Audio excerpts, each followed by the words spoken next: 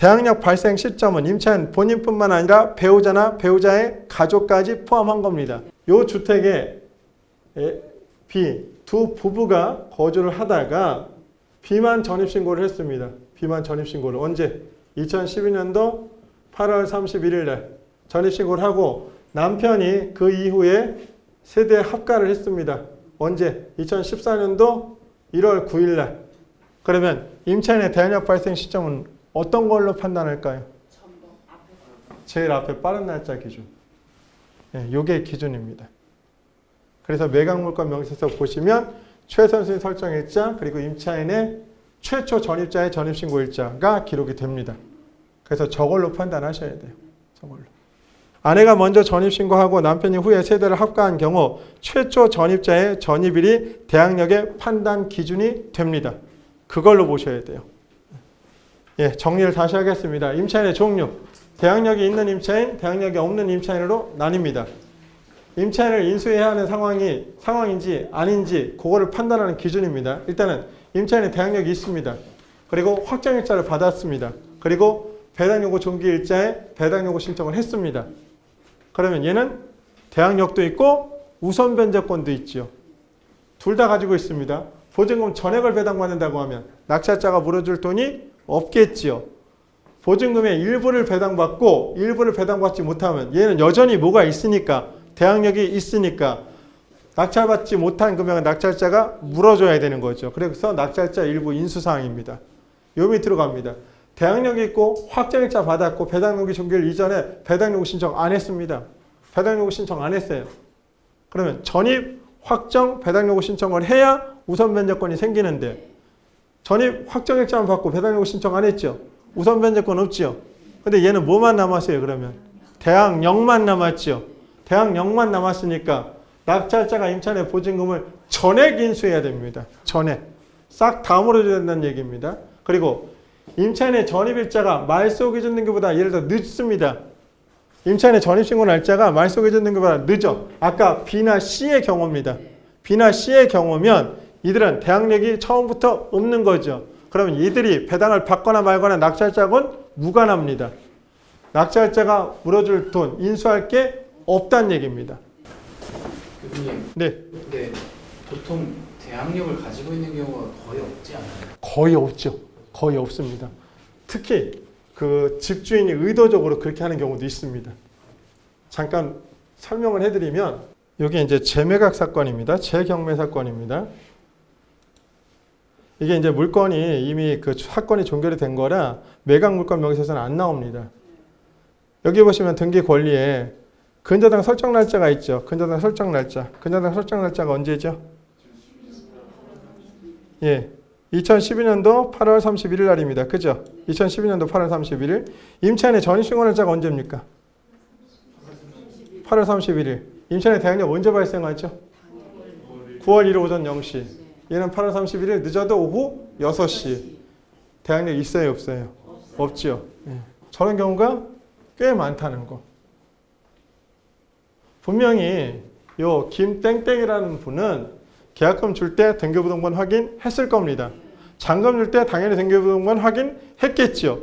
권리상의 하자가 없으니까 잔금 지불을 했을 것이고 그리고 나서 본인이 대항력이 있다라고 판단했겠죠. 잘 사셨어요. 근데 시간이 지나서 법원에서 당신이 살고 있는 주택이 경매가 진행이 되고 있으니 당신 보증금에 대해서 권리신고하고 배당요구 신청하세요.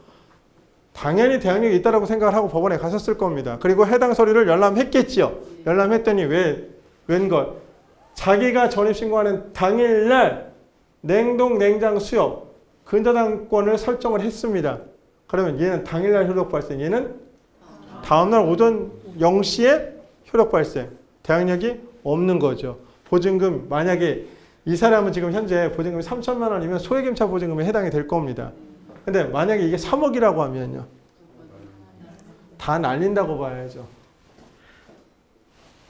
낙찰대금이 있으면 전입 확정 배당요구 신청했으니까 배당 받고 남는 금액이 있으면 그때 가서 배당을 받겠죠. 그때 가서.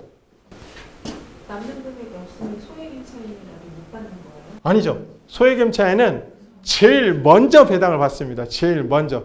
단 조건이 필요합니다. 소액 보증금. 소액 임차 보증금이죠. 예, 임차인이 최우선 변제를 받기 위해서는 이걸 최우선 변제권이라고 얘기합니다.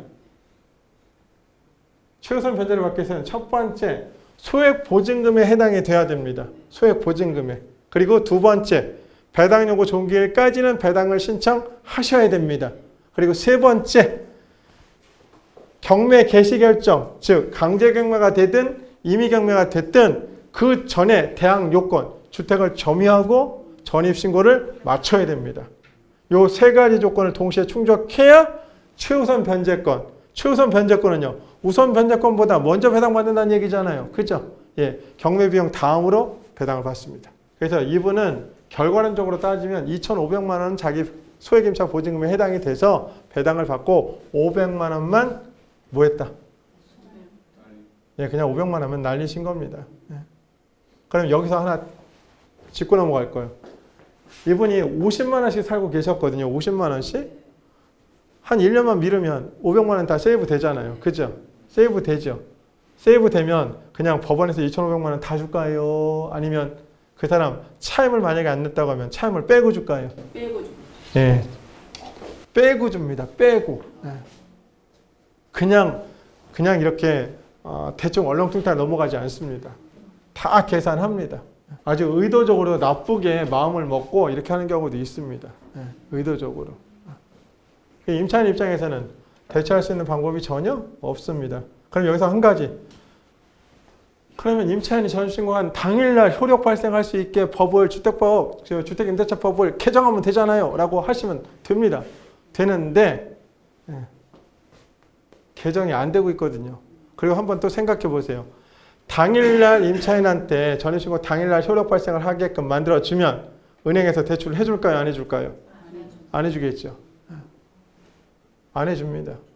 그러면 이제 공부를 조금 더 하시는 분은 그러면 임대차 계약서 특약사항란이죠. 특약사항란에 내가 대항력을 행사할 수 있을 때까지 기타 다른 권리가 들어오면 계약을 예를 들어 뭐 파기한다, 해지한다 이렇게 할 수 있잖아요.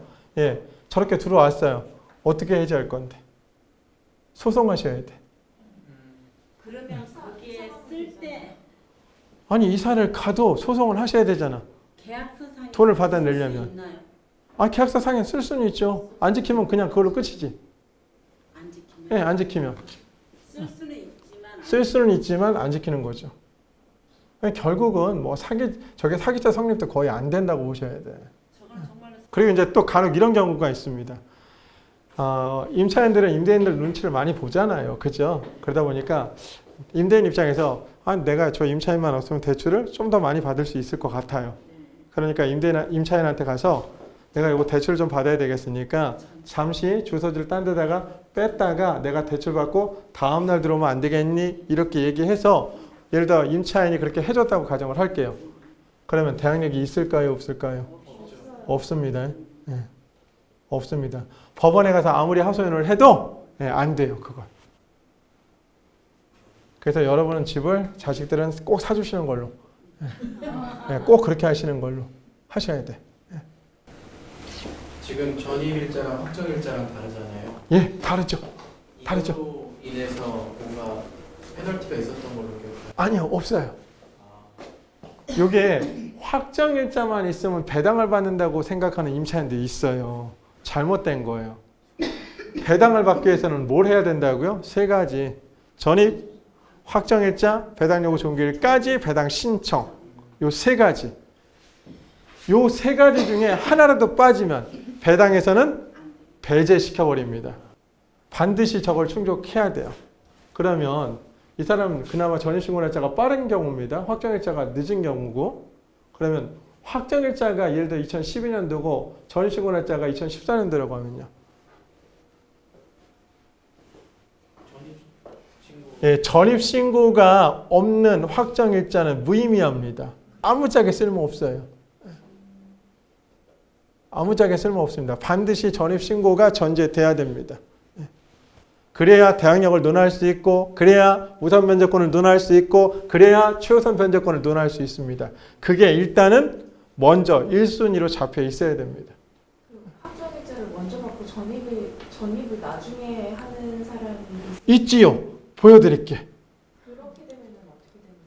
그래서 제가 보여드리려고 해요. 이것도 족결 사건이라 매각 물권 명세서는 지금 나타나지 않습니다. 일단은 요 등기 권리 지주옥션에서 분리해 분석해 놓은 걸로만 보겠습니다. 2010년도 3월 25일 당일날 효력 발생이지요. 전입신고 날짜가 2014년도죠. 확정일자는 2012년도죠. 그죠? 그러면 일단은 홍땡땡이라는 분은 대항력이 있습니까? 없습니까? 일단 대항력이 없지요. 그 다음에 이순이 근저당으로 가겠습니다. 2014년도 5월 1일 날이죠. 2014년도 5월 1일 날이죠. 그죠? 5월 1일입니다. 그러면 5월 1일 여기는 9월 11일 대항력 있습니까? 없습니까? 없죠. 1순위 근저당, 2순위 근저당보다도 얘가 대항력이 없는 겁니다. 1순위 근저당권자의 채권액 얼마죠? 1억 2,600. 그 다음에 근저당권자 2순위는 1억 1,340. 아마 이게 채권 최고액일 겁니다. 그러면 일단은 채권 최고액 빼고 이거 그냥 채권 원금이라고 계산을 하겠습니다. 그럼 두 개 합치면 약 2억 4천. 그죠? 2억 4천이죠. 예, 전입 확정 배당 요구 신청했지요. 그러면 대항력은 없어도 우선 면제권은 있잖아요. 우선 면제권. 그러면 얘가 1순위고 얘가 2순위고 그리고 나서 얘는요. 얘보단 조금 빠른. 그죠? 조금 빠른. 얘가 이제 3순위가 되겠죠. 그런데 낙찰 가격을 한번 볼까요? 낙찰 가격이 약 2억 2천만 원이야. 2억 2천만 원이면요. 1순위권자 배당 다 받을 거고 2순위권자 일부 배당 못 받을 거고 남는 금액 있어요? 없어요? 없지요. 예, 남는 금액이 하나도 없습니다. 우선 면제권 조건은 충족했지만 배당받을 금액이 남아있는 게 하나도 없다고요. 없으면 얘는요. 1억 7천만 원 보증금 다 날렸다는 얘기입니다. 근데 교수님 저게 네. 전입은 2014년인데 확정은 어떻게 2012년에 아, 할 수 있나요? 요때 잔금 지불하고 그리고 확정일자를 계약서에 받은 거예요. 받고 전입신고를 늦게 하신 거야. 그렇게 할 수 있나요?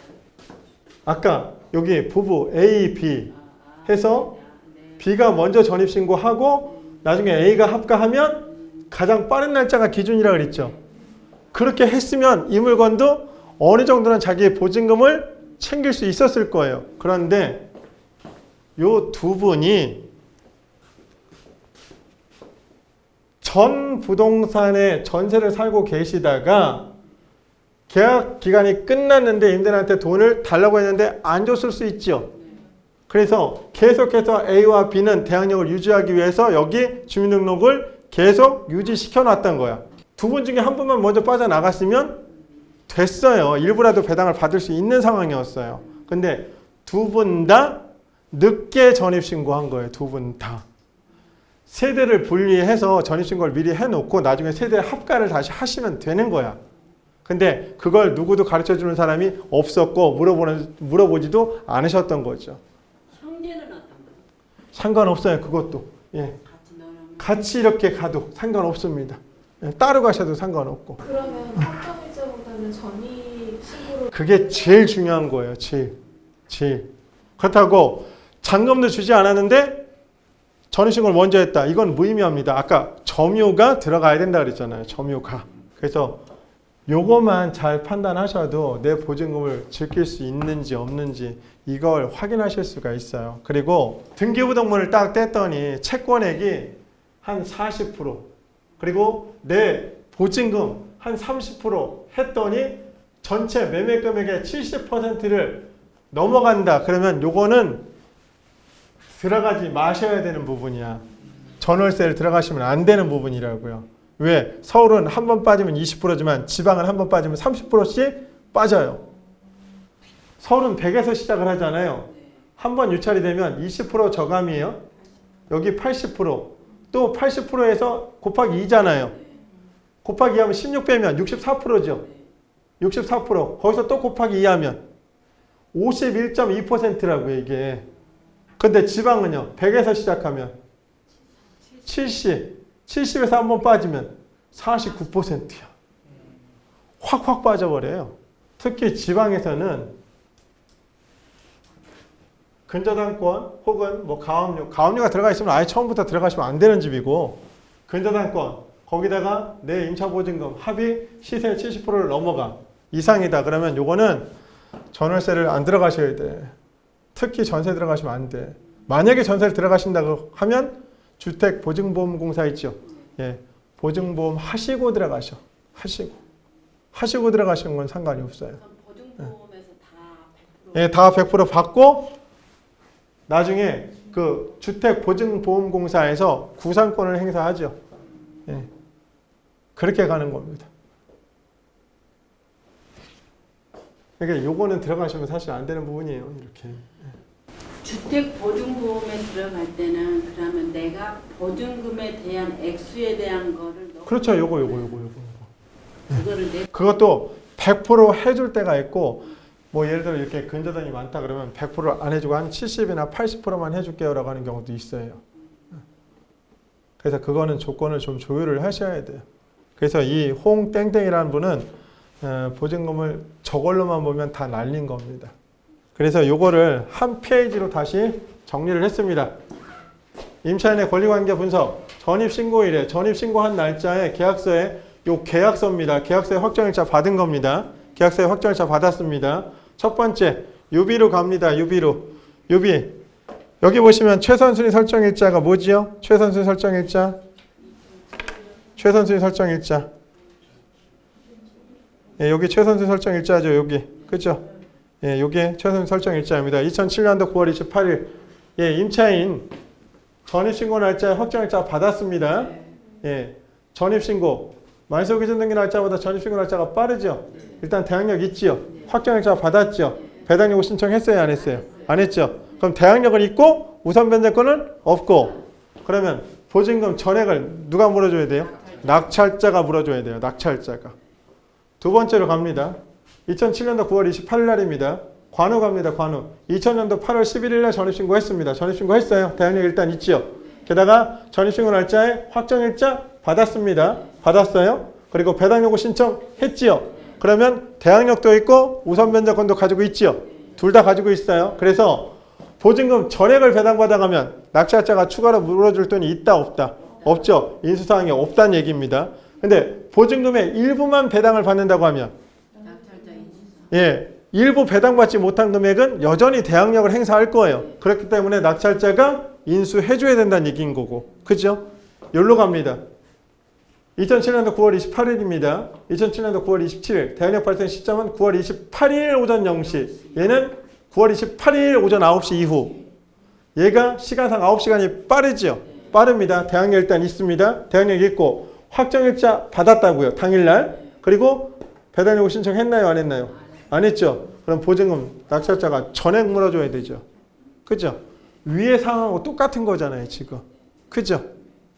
위의 상황하고 똑같은 거죠. 얘하고. 밑으로 갑니다. 예, 2007년도 9월 28일 대항력 발생 시점은 9월 29일 오전 0시. 얘는 9월 28일 18시. 늦어도 18시예요. 그죠? 그럼 얘는 뭐가 없다? 대항력이 없다. 얘가 확정일자를 받았든 배당요구 신청을 했든 안 했든 낙찰자하고는 상관이 없는 사람이죠. 무조건 얘들은 전부 다 소멸하죠. 낙찰과 동시에 저들의 권리는 소멸합니다. 네. 장비는 네. 전입일자에 확정을 안 받았으면 네. 더 늦게 받았으면 만약에 그러면 늦게 얘가 먼저 배당받고 순위에서 밀리겠죠. 순위에서 밀리는 거죠. 얘가 배당받고 남 배당받지 못한 금액은 여전히 대항력이 있으니까 낙찰자가 일부를 물어줘야 되겠죠. 네. 그렇게 되는 거죠. 그리고 또 하나 여기서 요 A가 임차인이에요. 2012년도 1월 9일날 전입신고했고 확정일자 받았습니다. B는 근저당권자예요. 요게 보증금 2억입니다. 보증금 2억. 요게 우리은행이라고 가정을 할게요. 예, 그전 설정 금액이 예를 들어 2억입니다. 2억. 2년이 지난 시점에 요게 2013년도 6월 9일날 2년이 지난 시점에 A가 보증금을 예를 들어 증액을 합니다. 얼마를? 5천만 원 증액. 증액한 날짜가 2014년도 예를 들어 1월 9일 날입니다. 보증금 5천 증액했습니다. 근데 이 물건이 경매 사건이 진행이 돼서 낙찰가가 4억이 됐습니다. 그러면 배당 순서를 한번 따져볼게요. 전입 확정, 얘가 배당을 신청합니다. 그러면 대항력도 있고 우선 변제권도 있죠. 1순위 2억 누가 먼저 배당 받아갑니까? A가 먼저 2억 배당 받겠죠. 2억 배당. 이게 이제 1순위입니다. 1순위로 배당. 그리고 나서 아직 2억 남아 있잖아요. 그러면 근저당권자가 2억 받아가겠죠. 얘가 2억 배당. 2순위로 받죠. 얘도 당연히 확정일자, 2차 확정일자를 받은 겁니다. 2차 확정일자를. 그리고 여기에 대해서 당연히 배당 신청도 했습니다. 전입신고날짜는 요거 준용하는 거고 요거 준용하는 겁니다. 근데 얘는요. 확정일자 있고 배당 요구 신청했다고 해서 보증금을 증액한 부분이잖아요. 증액. 증액은요. 말소기준등기 이후의 증액이죠. 이후의 증액이죠. 그죠? 그러면 이 5천만 원은 이건 낙찰자 인수사항일까요? 아닐까요? 아닙니다. 예. 만약에 말소기준등기 이후, 즉 최선순위 설정등기 이후에 보증금 증액 부분에 대해서 전부 낙찰자 인수사항이라고 이렇게 가정을 해버리잖아요. 그러면 이 해당 경매 사건은 낙찰이 안 됩니다. 얼마를 물어줄지 모르잖아요. 계속해서 올려주고 살았으면요. 그걸 다 물어줘야 돼요? 말이 안 되는 거죠. 그래서 보증금 증액 부분은 낙찰자 인수사항이 아닙니다. 간혹 전입신고날짜가 빠르잖아요. 난 대항력 이것도 있는 거 아니에요? 라고 얘기하시는 임차인이 있어요. 아니라고 설명을 해주셔야 돼요. 말소기준등기 이후에 보증금 증액은 낙찰자 인수사항하고는 상관이 없습니다. 아니에요.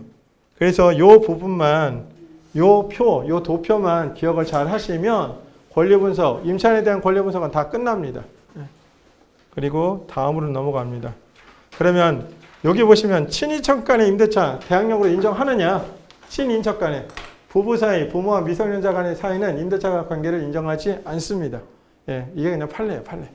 그냥 인정하지 않습니다. 그리고 형제 간, 부자 간, 친인척 간 실제 보증금이 지급돼서 통장에 봤더니 내용이 있어요. 내용이 있어.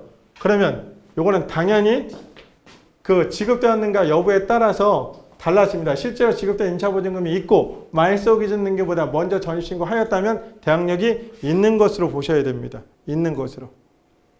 그리고 부부의 경우에도 협의이혼하는 시점 있잖아요. 예, 협의이혼하는 시점. 남편 명의로 주택이 되어 있습니다. 주택이 되어 있는데 협의이혼을 해서 예를 들어 2분의 1 지분, 2분의 1 지분 갖기로 했어요.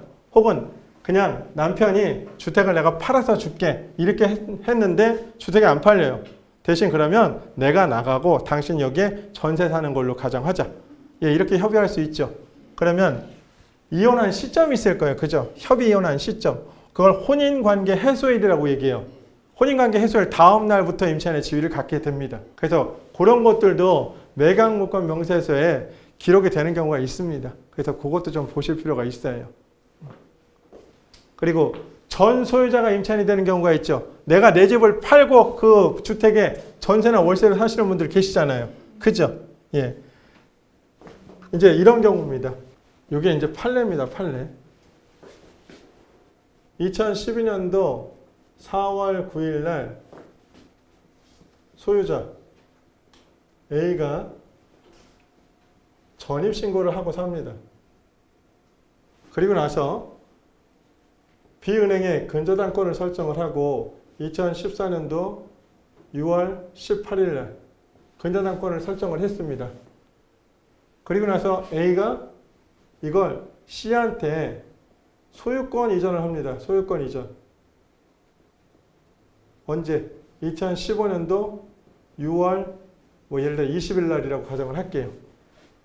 그러면 A가 소유권 이전을 하면서 여기에 A가 보증금 예를 들어 4억에 전세를 산다고 얘기했을 때 요 A의 그러면 대항력은 언제부터 발생할까요? 언제부터? 전입신고할 때가 2011년도니까 2011년도 4월 9일 날 다음날 오전 0시 4월 10일 오전 0시에 발생할까요? 아니면 소유권을 넘긴 다음 날부터 임차인의 지위를 가질까요? 소유권을 넘긴 다음 날부터입니다. 그 전은 소유자로서의 전입신고 날짜예요.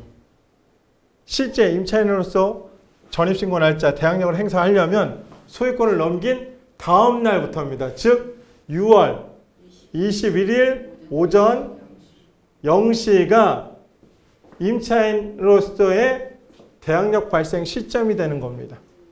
보통 이 C가 자기가 신용도가 좋으면 다른 데서 은행에서 대출을 받을 거예요. 근데 신용도가 안 좋거나 혹은 A가 받은 근저당이 오히려 자기가 대출받는 금액보다 많다. 그래서 자기가 일정한 조건이 돼서 이걸 승계할 수 있다 그러면 승계하겠죠. 승계할 겁니다. 그럼 말소기준 등기 이해가 되죠. 임차인 A가 대항력이 발생하는 시점은요. 2015년도 6월 25일 오전 0시니까 말소기준 등기보다 전입 날짜 늦다고 보는 겁니다. 늦다고. 그럼 얘는 당연히 뭐가 없다? 대항력이 없다. 대항력이 없는 겁니다.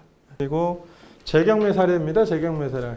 여기 보시면 서울 동부 4개 2012 타경 5005 참고 이렇게 되어 있는데 2012 타경 5005입니다. 예, 이게 재경매 사건입니다. 재경매 사건. 이것도 지금 매각물건 명세서는 못 보시는 겁니다. 일단은 이게 등기 권리만 먼저 보도록 하겠습니다. 등기 권리만. 예. 일단은 말소기준 등기 날짜가 2012년도 2월 16일. 여기 보시면 2월 8일, 1월달.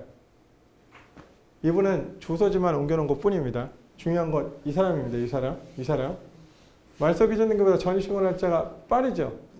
빠르죠. 일단 대항력 있죠. 그리고 같은 날 확정일자 받았습니다. 같은 날 확정일자 받았고 그리고 배당 신청을 했습니다. 배당 신청을 했어요. 그러면 이 사람이 1억 3천만 원 배당을 다 받아가면 낙찰자가 인수할 권리가 없겠지요. 없는데 법원에서 배당 신청을 2012년도 6월 4일까지 하라고 했답니다. 6월 4일까지 하라고 했는데 6월 18일 날 했지요. 예, 그러면 배당 신청 안 한 겁니다. 예, 이 사람은 배당에서 제외시켜 버립니다. 조건을 충족하지 않았다는 얘기입니다. 그러면 얘는 뭐만 남았다는 얘기예요, 지금? 대항력만 남았다는 얘기죠. 대항력만 남았다는 얘기는 낙찰 대금에다가 임차인의 보증금 1억 3천만 원을 떠나야 된다는 얘기입니다. 그죠? 떠나야 된다는 얘기입니다. 이분이 낙찰을 받으셨네요. 받으셨어요? 여기에다 1억 3천만 원 더하면 약 2억 7,500이죠. 시세보다 5,500을 만약에 감정가가 시세라고 가정을 하면 5,500을 더 주고 사시는 거예요. 그게 나을까요? 아니면 최저 매각 금액의 10%인 1,400만 원 보증금을 차라리 떼는 게 나을까요? 떼는 게 낫겠죠? 예, 그래서 뗐습니다. 보시면 여기 대금 미납이라고 되어 있죠. 대금 미납입니다. 대금 미납이 되고 다시 재경매가 붙여지면 최저 매각 금액의 입찰 보증금은 20%로 뜁니다. 지방에 따라서는 30%도 있습니다. 그러면 1억 1,264만 원의 20%죠. 약 2,200만 원이 되겠죠. 2,200만 원에 그것도 전 금액보다 3,400을 더 써서 단독으로 낙찰 받으셨습니다. 무지하게 용감하신 거예요. 무지하게. 그럼 예상되는 게 있겠죠. 예상되는 게 뭐가 있을까요? 대금 미납. 대금 미납입니다. 그래서 또 1억 1,264만 원부터 다시 시작합니다. 재경매입니다. 또 2,200만 원 또 보증금 들어갔겠죠? 예, 보증금 들어갔습니다. 보증금 들어가고 예, 또 낙찰이네요. 또 예, 예상되는 거 대금 미납. 예, 확인을 안 한 겁니다.